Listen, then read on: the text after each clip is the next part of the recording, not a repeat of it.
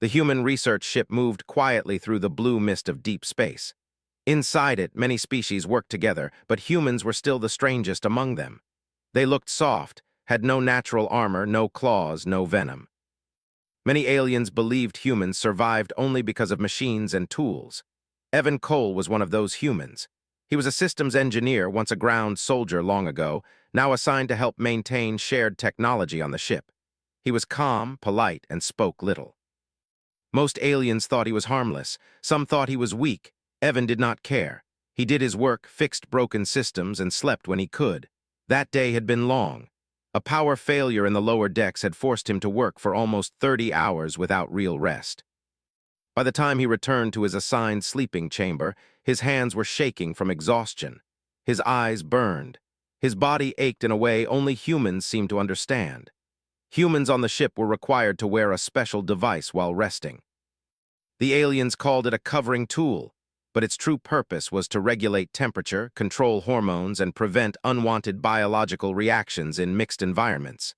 It was standard, mandatory. Evan removed it anyway. He told himself it would be only for a few hours. The device felt heavy, tight. He needed real rest. He placed it on the small table beside his bed, lay down, and closed his eyes. Sleep took him instantly. On the other side of the ship, Lyra paused outside his chamber. Lyra was not human. She came from a species that valued control above all else. Her people had evolved to suppress instinct. Their bodies did nothing without conscious command. No reaction happened by accident. To them, biology was something mastered, not endured. She had been sent to check on Evan after sensors detected irregular life sign patterns in his room. Nothing dangerous, the system said, but unusual. And humans were known for becoming dangerous without warning. At least, that was what her people believed. She hesitated before opening the door. Humans required privacy, but safety came first. The door slid open with a soft sound. The room was dim. Evan lay on the bed, unmoving, breathing slow and deep. At first, everything seemed normal. Lyra relaxed slightly and stepped inside. Then she noticed something was wrong. The covering tool was not on him. Her eyes widened. Without it, the human body was exposed to its natural functions. Her training told her this could be dangerous. Humans were known to have violent physical responses tied to unconscious states. She moved closer, scanning him with her wrist device. That was when she saw it. His body showed a clear physical change, a sign of internal activation she had never seen before. It was not subtle. It was obvious. Her scanned device beeped sharply as it tried to classify the condition. Lyra froze. In her culture, such a reaction only happened before combat or death. It was a sign of extreme aggression or biological malfunction. Her mind raced. Was he transforming? Was this a weapon response? Had the human body entered some kind of attack state? She backed away slowly, her heart racing. Evan did not move. He slept peacefully, unaware. Lyra swallowed and opened a ship-wide medical channel. Her voice shook as she spoke. Medical team required. Human crew member exhibiting uncontrolled biological activation while unconscious. Possible threat level unknown. Within minutes, 2 medical officers arrived, 1 alien and 1 human. They rushed into the room, ready for emergency containment. The human doctor took one look and sighed. "It's fine," he said calmly. Lyra stared at him in disbelief. "Fine, his body is clearly preparing for nothing," the doctor interrupted gently. "He's asleep." The alien medic tilted their head. "Explain." The human doctor walked over and checked Evan's vitals. "This is a natural response, happens during deep rest, especially after stress." Lyra's eyes narrowed. "You mean this activation is normal?" "Yes." "Uncontrolled?" "Yes." "Without conscious command?" "Yes."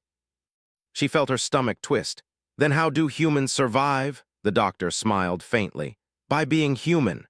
They adjusted Evan's position and placed a light medical blanket over him. The human doctor picked up the covering tool and hesitated. "He needed rest," he said quietly. "We'll let him sleep a bit longer." Lyra could not look away from Evan. Her fear slowly turned into confusion, then curiosity. "How can a species allow such reactions?" she asked. "What if it triggers violence?" The doctor shook his head. "It doesn't. It's just biology doing its job, no thoughts, no intent."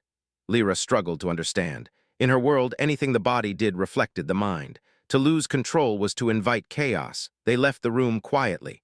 Lyra remained outside the door long after. Over the next few days, she observed Evan more closely. He laughed with others. He worked until his hands were raw. He volunteered for dangerous repairs without complaint. There was no sign of aggression, no hidden threat. Still, she remembered what she had seen. When the ship was suddenly struck by a drifting debris field, chaos erupted. Power failed. Gravity flickered. Several crew members were trapped in a damaged corridor. Evan was among the first to respond. Without hesitation, he entered the unstable section, lifting heavy debris that no alien could move. His body trembled under the strain, but he did not stop. He shielded others with his own frame, took injuries without slowing. Lyra watched from the command deck, stunned. That strange biological reaction she had feared was part of the same system that let him endure pain, exhaustion, and fear. It was not aggression. It was survival. When the crisis ended, Evan collapsed into a chair, breathing hard but smiling. Later, Lyra approached him. "You slept without your covering tool," she said carefully. He blinked, then sighed. "Yeah, guess I shouldn't have. I was afraid," she admitted. "I thought you were becoming dangerous." He laughed softly. "I was just tired." She studied him, seeing him differently now. "Humans are strange," she said. He nodded. "We know." As she walked away, Lyra realized something unsettling.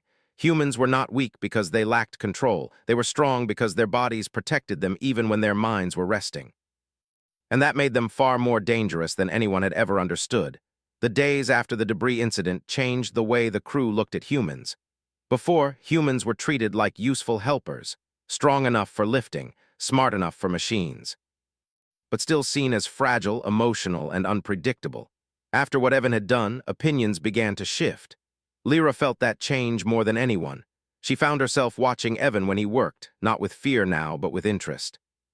He moved with quiet focus, fixing damaged systems, crawling through tight spaces, enduring heat and cold without complaint. His body carried marks of strain, small injuries he ignored or treated casually. To Lyra's species, pain was a signal to stop. To humans, it was a message they could choose to ignore. That idea unsettled her. One cycle later, the ship entered a dangerous region of space. Long-range scanners picked up distorted signals. The navigation AI struggled to maintain stable readings. Something was interfering with normal systems. The captain ordered all engineering teams to stand by. Evan was called to the main engine ring. "This area messes with electronics," the chief engineer explained. "Human instincts seem less affected. We need you inside." Evan nodded and suited up. Lyra watched him prepare. She noticed his breathing slow, his posture change. His body seemed to enter a focused state, like a switch had been flipped. There was no panic, no hesitation. She remembered the medical explanation. Humans had internal systems that activated without thought, systems that prepared them for survival. Evan entered the engine ring alone. Inside, gravity pulsed irregularly. The walls vibrated. Warning lights flashed in patterns that made no sense. Evan felt pressure in his chest but pushed forward. He used his hands when tools failed, forcing open jammed panels, reconnecting damaged conduits. Outside, Lyra monitored his vitals. His heart rate was high. Stress chemicals surged through his body. But instead of shutting down, his performance improved. His reactions sharpened. His strength increased. Lyra whispered to herself, "Impossible." Her people would collapse under such conditions. Then the alarms changed. A foreign ship appeared on the edge of sensor range. Its shape was sharp and unfamiliar. It did not respond to communication requests. Its weapons powered up immediately. The captain's voice was tight. "Hostile contact. All hands prepare for impact." The alien ship fired. Energy struck the research vessel's side. Hull plating burned. Atmosphere vented in one section. Crew members were thrown from their stations. Evan felt the impact through the floor. He knew the engine ring could overload if the damage spread. If that happened, the ship would be destroyed. He did not wait for orders. He sealed a breach manually, bracing himself against explosive pressure. The force slammed into him, crushing air from his lungs. Pain exploded across his body, but his muscles held, his hands bled, his vision blurred. Still, he did not let go. Outside, Lyra stared at the readings in disbelief. Evan's body should have failed. Any other species would be unconscious or dead. Instead, his vital signs stabilized, not because the danger was gone, but because his body adapted. "Human engineering team," the captain called urgently. "We're losing containment." "I've got it," Evan gasped through the comm. He rerouted power, bypassed safety limits, and forced the engine into a controlled surge. The ship lurched, then vanished from enemy sensors in a burst of light. They escaped. Silence filled the bridge. Moments later, Evan collapsed inside the engine ring. Medical teams rushed to him. Lyra followed, her heart pounding in a way her species rarely experienced. Evan was alive. Injured, yes, exhausted beyond measure, but alive. As he rested in the medical bay, Lyra stood nearby, watching machines work around him. The human doctor from before adjusted readings calmly. "You see now?" the doctor asked softly. Lyra nodded slowly. "What I saw before," she said, "was not danger." "No," the doctor replied, "it was potential." Lyra looked at Evan's hands, wrapped in bandages, hands that had held back disaster. "When humans lose control," she said, "they do not become monsters." The doctor smiled. "They become survivors." When Evan woke, Lyra was still there. He blinked, confused. "Did we make it?" "Yes," she said, "because of you." He tried to sit up, failed, and laughed weakly. "Guess I overdid it." "You exceeded every known biological limit," Lyra said seriously. "That sounds bad. It is impressive." For the first time, Evan saw her not as a distant alien observer, but as someone trying to understand him. "You were afraid of me," he said gently. She did not deny it. "I was wrong." "No," Evan replied, "you were careful." "That's not wrong." She studied his face. Humans showed emotion openly. Pain, relief, humor, there was no shame in it. "I thought your kind was dangerous because you lack control," she said. Evan shook his head slowly. "We don't lack control, we choose when to use it." That answer stayed with her. Later, during a formal review, Lyra spoke before the Council of Mixed Species Officers.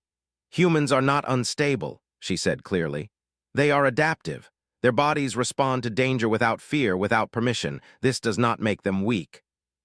She paused, then added, "It makes them essential." The Council recorded her statement. As the ship moved back into safe space, Lyra walked past Evan's quarters. The door was closed. He was resting again. This time, she felt no fear, only respect.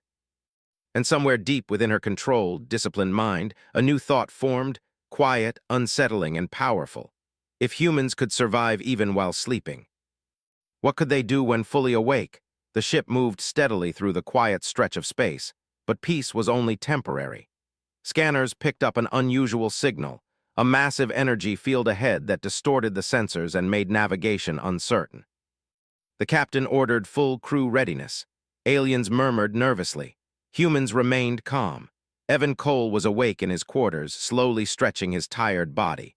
His muscles ached from the previous crisis, but the rest had allowed his body to repair itself quickly. The covering tool was back on him now, standard precaution. He rubbed his hands and checked his equipment. Nothing felt broken. He felt ready. Lyra arrived at his quarters quietly. She had spent days observing him, learning how humans endured more than anyone expected. Her curiosity had grown into admiration. She knocked gently. "Enter," Evan said, his voice tired but steady. She stepped in, glancing around. "Another crisis," she said.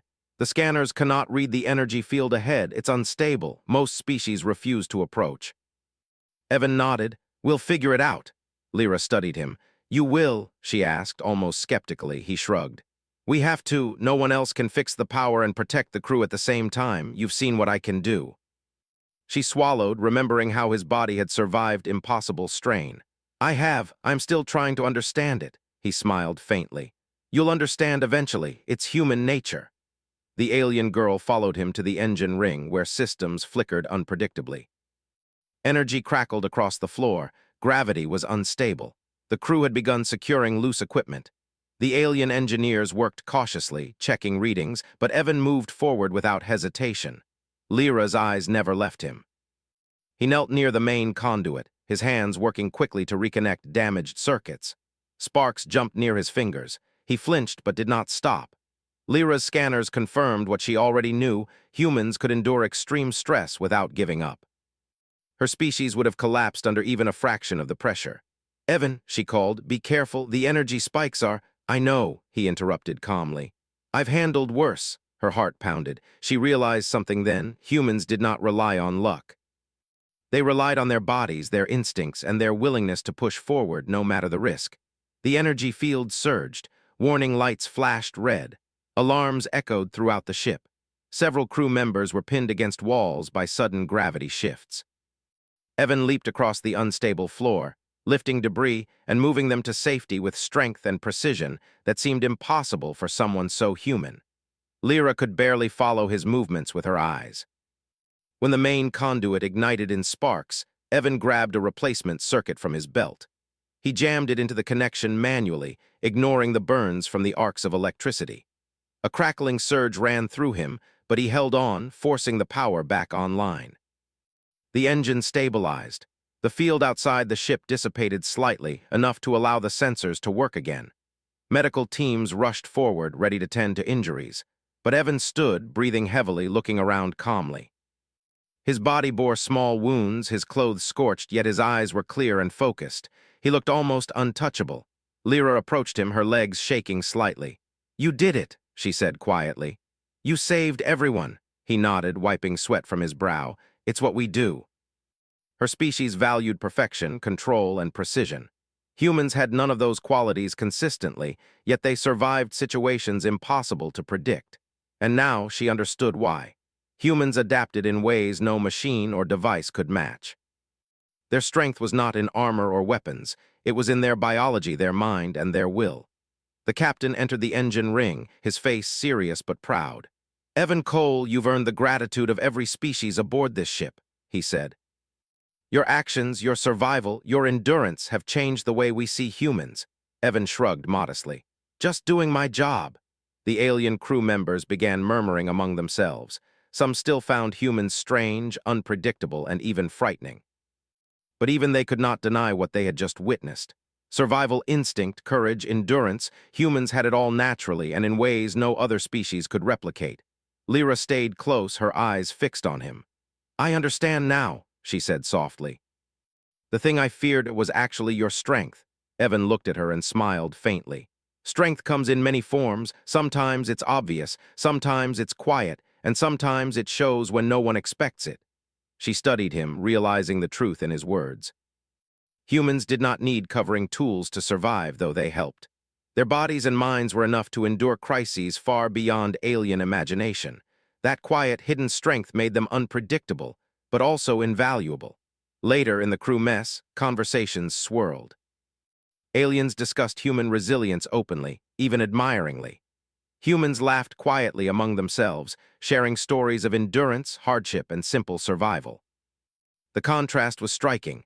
Where other species relied on rules and control, humans thrived in chaos, improvising solutions, pushing their limits, and always protecting their own. Lyra sat quietly, watching. Her respect for Evan had grown into something deeper. Humans were not perfect. They were flawed, impulsive, sometimes reckless, but that was precisely what made them powerful. Their unpredictability, their persistence, and their natural survival instincts were beyond calculation. She remembered the moment she first saw him without the covering tool. What had shocked her then was not shameful, dangerous, or weak. It was a glimpse of the potential humans carried inside them at all times, the power of adaptation and endurance that could overcome even the most extreme challenges. That night, she returned to Evan's quarters. He was resting, a calm expression on his face. The covering tool hummed lightly at his side. She stepped inside quietly and stood near his bed. "You survived everything today," she said softly, "and it has taught me something. Humans are stronger than I ever imagined." Evan opened his eyes slightly, smiled, and closed them again. "Strength isn't always about fighting," he said. "Sometimes it's just being able to keep going when nothing else seems possible." She nodded, understanding fully for the first time. Humans had a power that was both simple and extraordinary. It did not need explanation. It did not need recognition. It existed quietly, naturally, in every cell of their bodies and every choice they made to endure. For Lyra, that knowledge changed everything. She no longer feared the human body, its strange reactions, or its unpredictability. She respected it. She admired it. And she began to see the humans not as fragile creatures, but as a species capable of surviving and thriving where others could not. The ship continued through space, carrying its crew forward. Unknown dangers awaited them in the darkness: asteroid storms, energy fields, and hostile species. But now, the presence of humans and the quiet, unstoppable strength of Evan Cole made even the most impossible threats seem manageable. The alien girl stood silently by his side, watching him rest. She understood now that humans were a force unlike any other. Not because they were weapons, machines, or perfect beings, but because they were human. They survived, they adapted, and they endured. And that endurance, that quiet, unassuming power would carry them through the stars.